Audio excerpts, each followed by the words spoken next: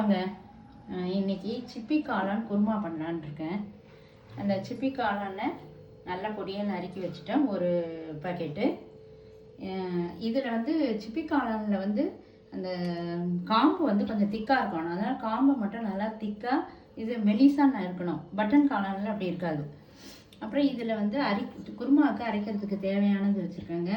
ஒரு வெங்காயம், கொஞ்சோண்டு பொட்டுக்கடலை, 4 முந்திரி பருப்பு, 4 பல் தேங்காய், 5 பச்சை மிளகாய், சோம்பு கொஞ்சம், கசகசா கொஞ்சம், ஒரே ஒரு தக்காளி. இப்போ இது தாளிக்கிறதுக்கு வந்து 2 பிரிஞ்சி இலையும், ஒரே ஒரு கிராம்பும், ஒரு அன்னாசி பழமுக்கும், ஒரே ஒரு தக்காளி வதக்கிறதுக்கும். ஏன் கொஞ்சோண்டு தாளிக்கிறேன் அப்படின்னா, கொஞ்சோண்டு கரம் மசாலா பொடி, மிளகாய் பொடியும் தனியா பொடியும் போட போகிறோங்க. சரி, இப்போ இதில் வச்சுட்டு இதில் மிக்ஸியில் அரைக்கிறதுக்கு தேவையானது இந்த வெங்காயம், பச்சை மிளகாய், பொட்டுக்கடலை, முந்திரி பருப்பு, தேங்காய், சோம்பு, கசகசா. அந்த பொட்டுக்கடலை வந்து கொஞ்சமாக போடணுங்க, இல்லைன்னா ரொம்ப திக்காகிடும். குருமா அவ்வளோ டேஸ்ட் இருக்காது. தக்காளி, ஒரு தக்காளி மிக்ஸியில் அரைச்சி எடுத்தாச்சு. இப்போது இதில் மண் சட்டியில் எண்ணெய் ஊற்றிருக்கேன். நாங்கள் ஒரு 10 வருஷமாகவே இந்த மண் சட்டியில் தான் சாம்பார், பொரியல் எல்லாமே, கூட்டு, குருமா எல்லாமே, குழம்பு எல்லாமே மண் சட்டியில் தாங்க பண்ணுவோம். இப்போ எண்ணெய் காஞ்சிடுச்சு.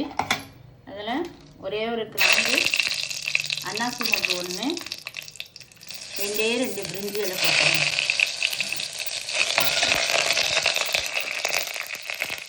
இதில் தக்காளி,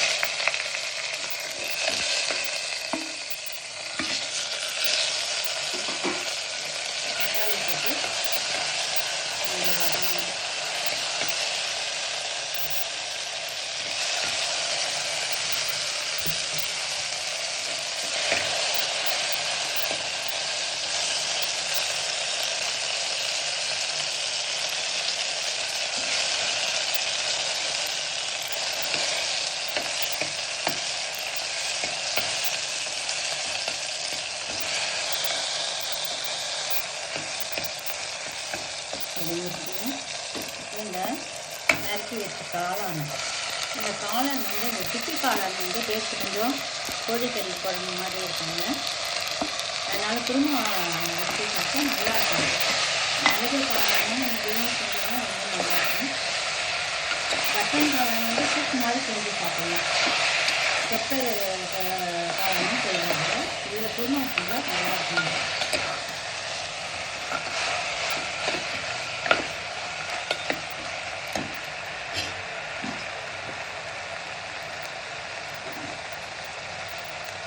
இப்போ இது வதங்கியதே தேவையான அளவு உப்பு நம்ம சேர்த்துக்கணும். நான் பெரும்பாலும் கல் உப்பு தாங்க சேர்ப்பேன். பொரியலுக்கு மட்டும்தான் இது சால்ட்டு சேர்ப்பேன். மற்ற எல்லாத்துக்குமே கல் உப்பு தான் சேர்ப்பேன்.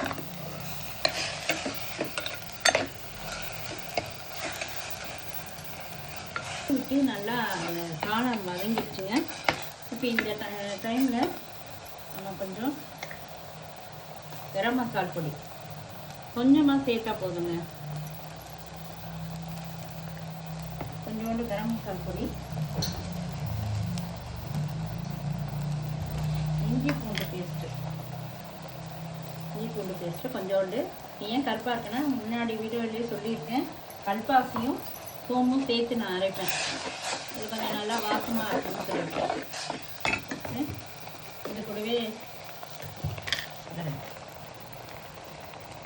மிளகாத்தூள், ஒரு ஏற்கனவே பச்சை மிளகாய் 5 சேர்த்துருக்கோம். அதனால் 1 ஸ்பூன் மிளகாத்தூள் போதும். 2 ஸ்பூன் தனியாத்தூள் போட்டுருங்க. கொஞ்சம் மஞ்சள் பொடி,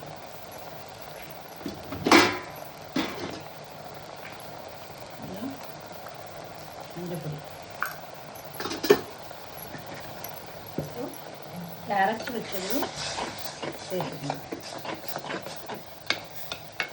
இது நான் இதில் எந்த பொருளுமே வதக்கலை, வெங்காயம், தக்காளி எதுவுமே. இது ஒரு டேஸ்ட்டாக இருக்கும். நீங்கள் செஞ்சு பாருங்கள். அப்படியே பச்சையாக வதக்கி அது செய்ய சொல்ல ரொம்ப டேஸ்ட்டாக இருக்கும்.